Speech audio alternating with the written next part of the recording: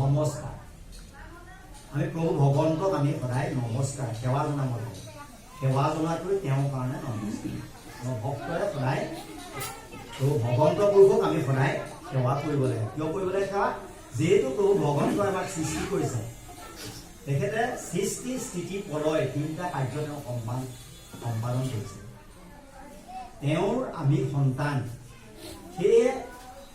আমাৰ ভগৱন্ত হৈছে আমাৰ পিতা পৰম পিতা আমি ভকতে বা জীৱসকলে মনুষ্যাত্মাই ভগৱন্তক সদায় সেৱা কৰিব লাগে নমস্কাৰ কৰিব লাগে ভগৱানক সেৱা কৰিলে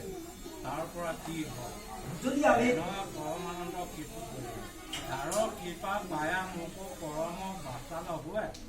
পংগুৱা চৰয় পৰ্বত ভগৱানৰ ইমান মহান শক্তি আছে যদি আমি ভক্তিভাৱে যদি তেওঁক সদায় হৃদয়ংগন কৰি লওঁ তেতিয়া গোসাঁই কৈছে পংগুৱা অৰ্থাৎ বিকলাংগয়ো পৰ্বত বগাব পাৰে সেইটো মই কম প্ৰথম মই নমস্কাৰটো অনুৰোধ ভাঙি আছোঁ এইখিনি মই অৰ্থখিনি কম এতিয়া যে নমস্কাৰনো কি সেৱা কৰা হাত সেৱা কৰা একমাত্ৰ প্ৰভু ভগৱন্ত পুৰুষক সেৱা কৰা কিয় কৰিব লাগে কথাটো ক'লো সেইকাৰণে আমাৰ প্ৰথম ঘোষাভাগে কৈছে